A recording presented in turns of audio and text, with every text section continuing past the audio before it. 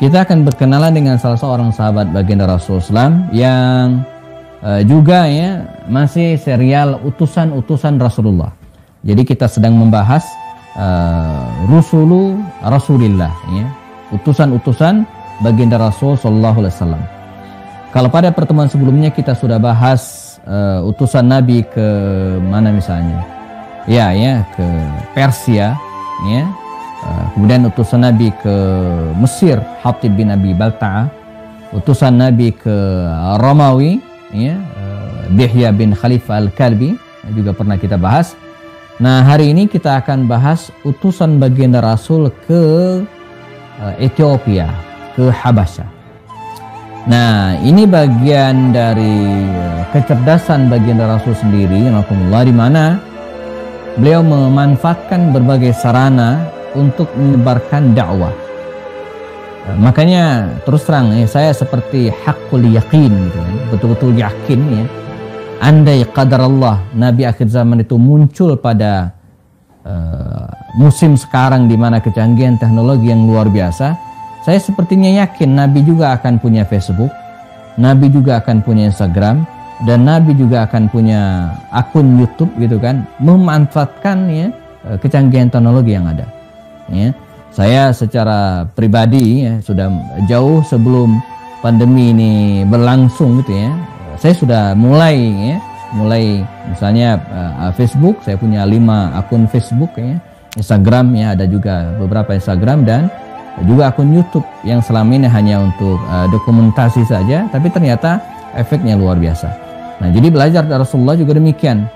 Ketika terjadi gencatan senjata antara kaum muslimin dan kafir Quraisy dalam peristiwa As-Sulhul Hudaybiyah, ya, perjanjian Hudaybiyah, maka ya baginda Rasul memanfaatkan masa-masa gencatan senjata itu untuk ya menyebarkan Islam, menyebarkan dakwah lewat surat-surat beliau.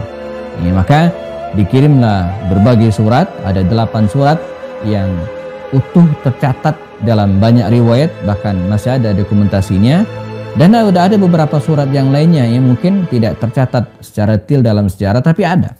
Ya, jadi bahkan ada mengatakan minimalnya Nabi itu pernah mengirim 25 surat ke berbagai raja. Ya, kita pernah bahas surat kepada Raja Persia, Raja Romawi, Raja Mesir, ya, dan nanti kita akan berkenalan dengan beberapa sahabat Nabi yang membawa surat beliau ke Bahrain, ya, ke Oman, ya, dan ke Yamamah, ya. Dan hari ini kita akan berkenalan dengan sahabat Nabi yang membawa surat beliau ke Raja Habasyah, ya, atau Raja An-Najasyi. Nah, siapakah dia? Dia adalah ya, seorang sahabat yang dikenal dengan Amr ya, bin Umayyah Ad-Damri. Ya, ini mungkin masih agak asing bagi sebagiannya, Amr bin Umayyah Ad-Damri. Nah, dia termasuk sahabat Nabi yang masuk Islam ya, di tengah. Dia dari kabilah Bani Ad-Damri. Jadi ketika Nabi hijrah dari Makkah ke Madinah, jazakumullah, di sekitar sepanjang perjalanan Makkah Madinah itu, sekitarnya kan banyak kabilah-kabilah. Nah, di antara kabilah itu adalah kabilah Bani Ad-Damri. Baginda Rasulullah SAW ya, segera mengikat, ya, mendatangi berbagai kabilah ini ya, satu persatu, ya, didakwahi oleh Rasul SAW. Ada yang berupa kiriman utusan, jadi Nabi mengirimkan kepada mereka utusan, beberapa utusan, dan mendakwahi mereka. Ya. Nah, di antaranya adalah Bani Ad-Damri ini, kabilah Bani Ad-Damri ini. Nabi mendatangi mereka, ya, bahkan ada riwayat mengatakan Nabi mendatangi mereka setelah perang Badar, atau ada yang mengatakan sebelumnya, ya. Dan sebagian masuk Islam, sebagian tidak. Di antara sekian banyak yang masuk Islam itu adalah ya Amr bin Umayyah Ad-Damri ini. Dia masuk Islam. Ada perbedaan pendapat, ya. Ada yang mengatakan dia masuk Islam sebelum perang Uhud, ya, tapi ada yang mengatakan dia masuk Islam setelah perang Uhud. Ada 2 versi.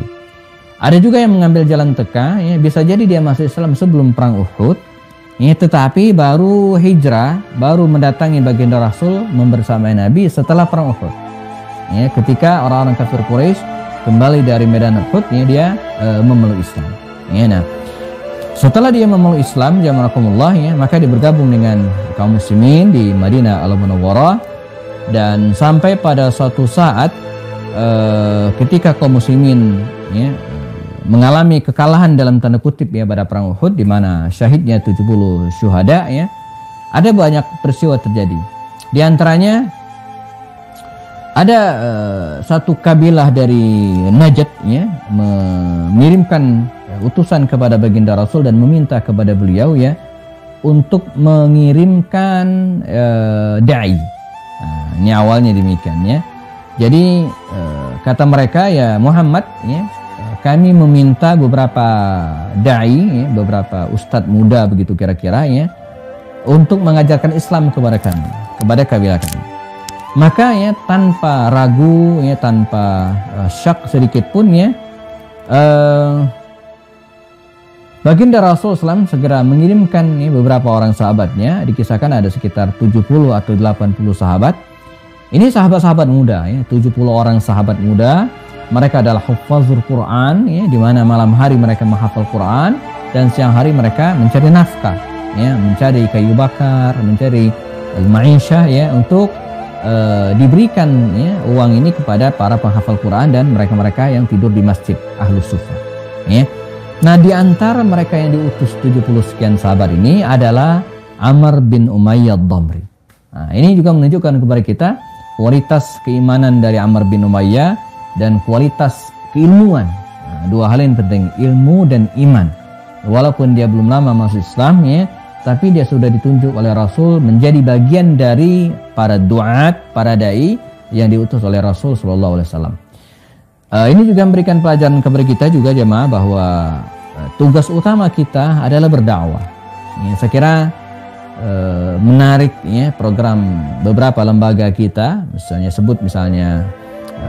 Dewan Dakwah Islamiyah Indonesia DDII, yang sampai sekarang masih rutin ya mengirimkan para dai ke berbagai wilayah. Dan memang harus begitu. Ya, jadi para ustadz muda ini jamaah dikirim ke berbagai pelosok ya, dan mereka diberikan kafalah, diberikan honor, karena memang ketika tiba di situ mereka belum tentu bisa mencari nafkah langsung. Nah, jadi mesti jamin ya kehidupannya ya sekitar sampai 2 tahun misalnya untuk menyebarkan Islam.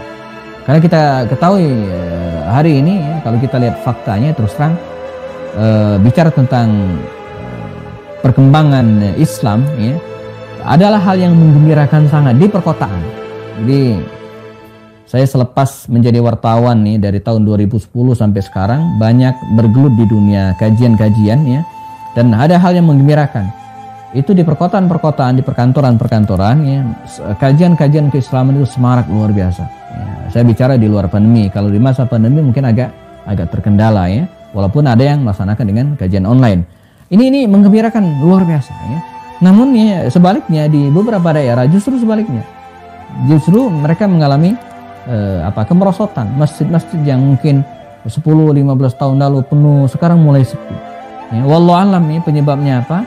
Ya, mungkin barangkali diantaranya adalah karena perkampungan itu ditinggalkan oleh anak-anak muda gitu kan, mereka asyik ya, hijrah ke ibu kota ya. Mungkin termasuk saya mungkin ya, ninggalin kampung halaman gitu kan, sehingga yang di kampung halaman itu nggak ada siapa-siapa lagi, ada orang-orang yang nggak sekolah tinggi. Nah, ini saya kira butuh perhatian kita bersama juga ya, khususnya para azmiyah, orang-orang kaya ya. Dan tidak salah kalau Dewan Dakwah itu di antara programnya mereka mengirimkan para dai ke pelosok-pelosok daerah. Dan mungkin akan lebih menarik secara psikologis, yang datang ke situ ya adalah orang-orang yang emang terbiasa berdakwah menghadapi masyarakat, dan ini ajang latihan berdakwah bagi mereka juga. 70 orang dikirim yang alhamdulillah ke kabilah Bani Amir di Najd ini, dan qadarullah luar biasa, tiba di sebuah lembah ya, yang ada sumur dikenal dengan Bi'ru Ma'unah ya. Mereka diserang ya, oleh kabilah ini. Ternyata ini penipuan. Jadi mereka minta para sahabat Rasulullah, tapi ternyata ini pancingan. Ini juga pelajaran bagi kita agar bisa waspada. Pancingan, dan mereka dihabisi ya, 70 orang ini alhamdulillah. Nah, bagaimana dengan Amr bin Umayyah? Amr bin Umayyah bersama dengan Munzir bin Uqbah pada waktu itu, mereka berdua sedang ditugasi oleh mereka ya, oleh 70 utusan ini ya dan teman-temannya untuk mencari air atau apalah gitu kesetiaan mereka. Sehingga ketika mereka kembali ke kemah, ke dekat sumur di rumah Unah itu ya, walaupun mungkin sudah ada sumurnya, tapi mungkin Amr bin Umayyah ini mencari kebutuhan lain, entah kayu bakar. Terus ya, ketika mereka kembali ya, mereka menyaksikan bagaimana para sahabat mereka yang hampir 70 orang, berarti 68 orang ini sudah dibantai semua, sudah meninggal semua, sudah syahid semua. Bahkan mereka melihat ada burung pemakan bangkai ya, berterbangan di atas tempat tersebut. Artinya ini musibah luar biasa. Nah, Amr bin Umayyah awalnya pengen segera kembali ke Madinah melaporkan hal ini kepada baginda Rasulullah SAW ya. Namun sayang, ya, mereka terlambat dan akhirnya keduanya ditangkap. Amr bin Umayyah dan temannya ya, Munzir ini tadi ya, ditangkap oleh kabilah Amir bin Tufail ini tadi ya, ditangkap dan dibawa. Nah, ada hal yang menarik, kalaulah Munzir tadi akhirnya sempat dibunuh, nah Amr bin Umayyah ini enggak, dia ditawan dan ketika pulang ya, pimpinan kabilah yang menyerang kaum muslimin ini ya, yaitu Bani Amir bin Tufail ini ya, pulang dan dengan membawa Amr bin Umayyah al-Dhamri yang sedang diikat ya, sedang diikat. Ada hal yang ini qadarullah, bagian takdir Allah ya. Jadi ibunya pimpinan kabilah ini ya, ini pernah bernazar kalau dia memiliki budak ya, maka akan dimerdekakan. Nah, status Amr bin Umayyah ini kan tawanan sama dengan budak. Maka singkat cerita ya, atas desakan sang ibu dari yang menawan ini maka Amr bin Umayyah akhirnya dibebaskan, dimerdekakan. Ya, ada juga pertimbangan lainnya ketika mereka mengetahui siapa Amr bin Umayyah ini dari kabilah Bani Dhamri, mereka khawatir juga. Kabilah Bani Dhamri ya kabilah yang besar. Jadi kalau mereka membunuh Amr bin Umayyah, mereka akan nyari gara-gara dengan kabilah Bani Dhamri. Ya. Nah, pulanglah Amr bin Umayyah ini, tokoh kita hari ini, ke Madinah Al-Munawwarah dan tiba di suatu tempat, nakumullah, mereka ya, dia istirahat dan tak lama berselang kemudian datanglah ada dua orang anak muda dan mereka mengaku masih kerabat Amir bin Tufail tadi yang menawan Amr bin Umayyah tadi, dan Amr bin Umayyah mengira ini dua orang ini ya dari kabilah yang membunuh para sahabatnya. Maka tanpa berpikir panjang ya, masih dengan dendam dan emosi yang menggelora dalam dirinya, ketika ya dua orang anak muda yang baru datang sedang istirahat bersamanya, sedang tidur, maka dibunuh oleh Amr bin Umayyah al-Dhamri. Dibunuh oleh dia. Dan beliau pun Amr bin Umayyah bersegera kembali ke Madinah Al-Munawwarah dan melaporkan hal itu kepada Rasulullah SAW. Dan ternyata janganlah tiba di Madinah ya, dua orang laki-laki yang dibunuh oleh Amr bin Umayyah ini bukan dari kabilah Amir bin Tufail yang membunuh para sahabat. Dia yang berasal dari kabilah Bani Kilab, di mana baginda Rasulnya sedang menjalin persahabatan dengan kabilah tersebut, kabilah Bani Kilab. Ini judulnya ya salah bunuh. Jadi mengira musuh padahal bukan. Saya mungkin pernah jelaskan dalam hukum fikih ya, ada 3 penjelasan ya terkait dengan hukuman bagi orang yang membunuh orang lain. Pertama, qatlul amdi, membunuh dengan sengaja. Ya, itu hukumannya hukuman qisas. Dia dibunuh juga. Oke ya, an-nafsu bin nafsi, ya, al-qatlu bil qatli. Yang kedua adalah membunuh tidak sengaja. Ya. Jadi enggak sengaja ingin membunuh, gitu kan? Ini al-qatlu atau ghairul amdi, membunuh enggak sengaja. Jadi tidak pengen membunuh, gitu ya. Tapi ternyata misalnya nembak burung karena pala orang. Orangnya mati, burungnya enggak. Ini kan salah bunuh, salah bunuh. Ya, jadi atau naik sepeda motor nabrak orang kan meninggal, kan nggak niat pengen membunuh. Ini namanya ghairul amdi, nggak sengaja membunuh tapi nggak sengaja. Nah, ada juga salah bunuh seperti kasus ini. Nah, untuk yang salah bunuh atau bunuh nggak sengaja, ini tidak dihukum qisas. Dalam hal ini Ammar bin Umayyah tidak dihukum qisas, tapi dia dikenain denda. Ya, mi'atun naqa, 100 ekor unta per orang. Berarti dia harus membayar ya 200 ekor unta. Karena dia tidak mampu ya, nah ini dalam Islam, maka dia menjadi ya tanggung jawab kaum muslimin. Cukup banyak juga 200 ekor unta ini ya. Akhirnya baginda Rasul meminta bantuan kepada sekutu-sekutunya ya. Nah, di antara sekutu mereka itu adalah kabilah Bani Nadir, Yahudi Bani Nadir. Nabi datang ya ke kabilah Bani Nadir yang ada di benteng mereka, dan disinilah jamaah liciknya orang-orang Yahudi. Mungkin karena dendam dalam dirinya. Kalau bahasa anak muda hari ini, enak aja, lu yang ngebunuh, gua yang suruh bayarin denda, kan begitu kira-kiranya. Tapi ini nggak salah, ini kan bagian dari tanggung jawab bersama. Akhirnya mereka merencanakan makar ya, ketika Nabi dan para sahabat beberapa orang sedang berada di benteng mereka. Orang Yahudi ini tadinya menyiapkan batu gede jamaah dari atas dan ingin digulingkan kepada Rasulullah. Mereka segera memberitahu Rasulullah ya, dan Allah pun menyelamatkan nabinya dengan segera. Belakangan para sahabat heran, ya Rasulullah, kenapa buru-buru pulang? Urusan kita belum selesai. Kata Rasulullah ya, Yahudi Bani Nadir ya, telah mengkhianati kita. Dia ingin membunuh kita. Dan ketika diinterogasi, kira-kira demikian, diteliti dan ternyata benar. Maka tidak ada ampun bagi para pengkhianat.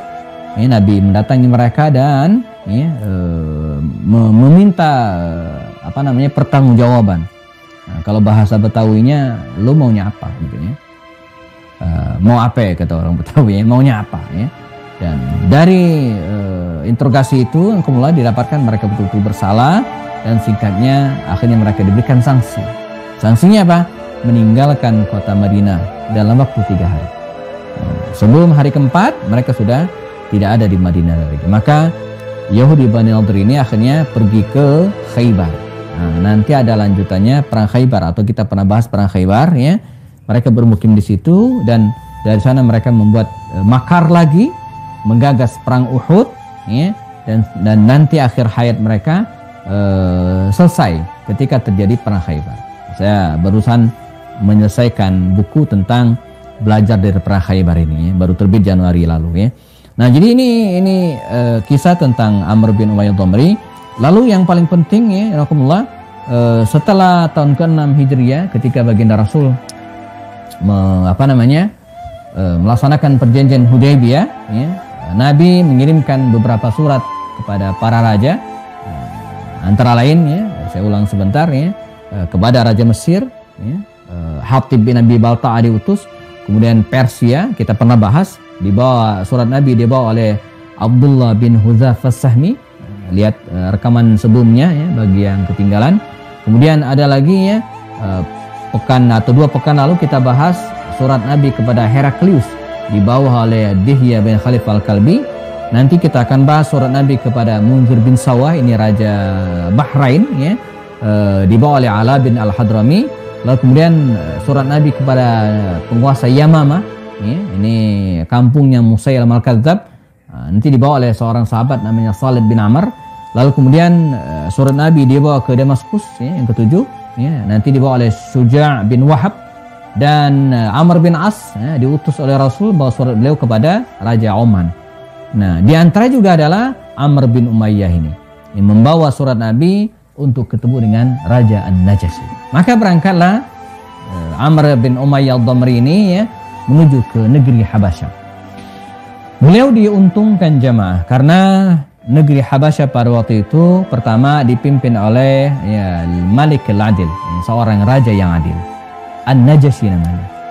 Yang kedua ya, kaum muslimin sudah ada di situ. Bahkan pernah 2 gelombang. Utsman bin Affan ya, gelombang Utsman bin Affan, dan kedua gelombang Ja'far bin Abi Thalib radhiyallahu anhu. Jadi dia mendatangi negeri itu bukan negeri yang asing gitu kan, bagi kaum muslimin ya. Dan ini negeri besar ya. Raja Najasyi terkenal sekali ya. Maka dia membawa surat baginda Rasul ya, dan kemudian disampaikan kepada Raja Najasyi. Ya, dan luar biasa membaca surat baginda Rasul SAW, lalu kemudian sudah terkondisikan juga oleh kedatangan Ja'far bin Abi Thalib dan kaum muslimin sebelumnya, maka akhirnya Raja Najasyi ini yang menyatakan diri masuk Islam. Ya, dia masuk Islam ya. Karena itu dalam sejarah Raja Najasyi ini dikenal dengan tabi'in. Ya, jadi walaupun dia hidup semasa dengan Rasulullah, tapi karena tidak pernah bersua dengan beliau, maka tidak disebut dengan sahabat, tapi generasi tabi'in. Nah, yang menarik juga jazakumullah, Ammar bin Umayyah ad-Damri ini bukan hanya membawa surat kepada Raja Najasyi, tapi juga membawa surat lamaran. Surat lamaran untuk siapa? Ya, untuk Ummu Habibah binti Abu Sufyan, Ramlah namanya. Ramlah ini ya, dulunya saat itu adalah janda, di mana suaminya Ubaidillah bin Jahash ya, meninggal ya, dan dia pun janda sendirian ya, tanpa sanak famili di negeri Habasyah. Maka dilamar oleh Rasulullah SAW ya, dan dia pun menerima, dan terjadilah pernikahan yang unik ya. Bagaimana keunikan pernikahan itu? Pernikahan ya, jarak jauh, nah, tapi bukan dengan menggunakan teknologi seperti sekarang, tapi dengan menggunakan sistem wakalah, perwakilan ya. Jadi teknisnya Ummu Habibah ini dia sendirian, tidak ada sanak famili dan tidak ada keluarga. Mestinya yang menikahkan dia kan walinya. Dalam hal ini ayahnya. Nah, ayahnya nggak ada. Ayahnya kan Abu Sufyan. Pertama masih kafir, yang kedua jauh di Mekah. Nah, turun kepada paman-pamannya dari pihak ayahnya juga tidak ada. Ya. Nah, as-sultanu waliyun man la waliyalaha. Bagi orang yang tidak punya wali, maka sultan, penguasa ya, dalam hal ini KUA kalau kita ya, penghulu yang menjadi wali. Tidak ada juga, kan mereka di perantauan. Maka ya, mereka mengambil wali majbur dalam kaidah fikih. Mencari orang yang soleh di daerah tersebut dan orang yang paling dekat nasabnya ya, dengan Ummu Habibah ini. Dan ketemulah sosok seorang sahabat Nabi mulia namanya Khalid bin Sa'id bin As. Nah, dialah yang ditunjuk sebagai wali untuk menikahkan Ummu Habibah dengan Rasulullah. Nah, bagaimana dengan Rasulullah? Karena Rasulullah SAW ini berada di Madinah, ya, maka dia diwakili oleh Raja Najasyi. Nah, ya, maka menikahlah Ummu Habibah ini dengan wali Khalid bin Sa'id bin As, dan kemudian yang menerima nikahnya, kuterima nikahnya itu adalah Raja Najasyi untuk Rasulullah SAW. Nah, ini dalam kajian fikih ini sangat-sangat dibolehkan gitu kan. Dan saya pernah menemukan ada seorang sahabat saya waktu itu di Jakarta yang melakukan ya, pernikahan seperti ini. Jadi suaminya ada di Yaman, jemaah sedang kuliah, sementara istrinya ada di sini, diwakilkan. Ya. Wallahu alam, saya pernah mendapatkan kabar sepertinya, nanti mohon dicek lagi oleh jamaah, khawatir saya keliru ya, mantan presiden kita Abdurrahman Wahid Gus Dur itu juga melakukan hal yang sama. Dia berada di Timur Tengah sedang kuliah di Baghdad kalau tidak salah ya, dan ya, ibunda Sinta Nuriyah itu ada di Indonesia dan terjadi pernikahan, dia diwakilkan. Namun ya, hati-hati ya ketika bicara kuterima nikahnya itu ya bukan untuk saya, tapi kuterima nikahnya untuk si fulan. Jadi kalau untuk saya, jadi dia yang nikah, bukan orang lain. Jadi secara hukum fikih demikian, dan ini menjadi pelajaran tersendiri bagi kita ya, bagaimana melaksanakan pernikahan ya secara jarak jauh seperti yang dilakukan oleh baginda Rasul Sallallahu Alaihi Wasallam. Nah, terakhir kita sisakan waktu untuk diskusi ya. Silakan siapkan pertanyaannya, kita ada waktu sekitar 10 menitan. Ammar bin Umayyah ini ya, mengikuti semua peperangan di masa Rasul SAW ya, mulai dari Fathu Makkah, perang Hunain, sampai perang Tabuk, sampai kemudian baginda Rasul meninggal dunia ya, dia tetap eksis, kalau bahasa anak muda hari ini ya, mendampingi kaum muslimin ya, baik memerangi nabi-nabi palsu pada masa pemerintah Abu Bakar Siddiq ya, atau ya, melakukan ekspansi dakwah pada masa pemerintahan Umar bin Khattab ya, dan Utsman bin Affan serta Ali bin Abi Thalib. Allah Subhanahu wa taala memberikan karunia umur yang cukup panjang kepada Amr bin Umayyah ad-Damri ini ya. Dia meninggal di masa pemerintahan Muawiyah bin Abi Sufyan. Ya, ada yang mengatakan meninggal di tahun sekitar 50 Hijriah karena fase kekuasaan Muawiyah bin Abi Sufyan itu ya dari tahun 41 Hijriah sampai tahun ke-60 Hijriah. Ya, dari 41 sampai 60 Hijriah. Nah, pada rentang waktu inilah masa pemerintahan Muawiyah inilah Amr bin Umayyah ad-Damri ini meninggal dunia ya, dan seorang sahabat Nabi yang luar biasa ya, yang punya sejarah unik ya. Dia diselamatkan oleh Allah Subhanahu wa taala dalam usaha pembantaian itu ya. Dan satu hal saya lupa, ketika kaum muslimin ya, 70 orang dibantai, maka baginda Rasulullah SAW segera menggelar kunut ya, membacakan kunut untuk mereka, untuk kehancuran bagi umat tersebut ya, bagi kaum yang membunuh ya, 70 sahabat tersebut. Nah, inilah awal kisah terjadinya perbedaan pendapat ya, tentang kunut subuh. Jadi ada yang mengatakan ya baginda Rasul melaksanakan kunut terus menerus sampai meninggal dunia. Ya, tapi ada yang mengatakan Nabi melaksanakan kunut 2 bulan saja. Ya. Nah, ada yang mengatakan sebaliknya atau tambahan, Nabi melaksanakan kunut 2 bulan, setelah itu beliau ditegur oleh Allah. Dan kalau sebelumnya Nabi mendoakan keburukan bagi orang yang membunuh kaum muslimin, ya Allah hancurkanlah, Allahumma la'an, ya Allah la'latlah kaum Ra'al, Zakwan, Abdal dan Qorah, ini kabilah-kabilah yang menyerang kaum muslimin ini ya. Nah, kemudian ditegur oleh Allah, jangan doakan keburukan bagi mereka, tapi doakan kebaikan. Maka Nabi mengganti dengan Allahumma dini fiman hadait wa afini fiman afait. Nah, sehingga dalam mazhab Asy-Syafi'i ya, mereka berpendapat 2 bulan itu kunut nazilah ya. Nah, setelahnya itu kunut seperti yang kita lakukan hari ini.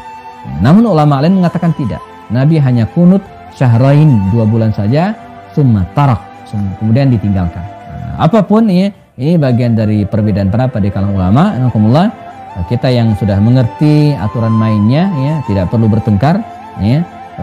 Kunut tidak kunut ya. Jadi dua-duanya insya Allah ada pijakan dalilnya ya, ada pijakan dalilnya. Jadi kita tidak perlu saling menyalahkan, ini sudah tuntas dibahas oleh para ulama dulu yang lebih berkompeten daripada kita ya. Baik, alhamdulillah.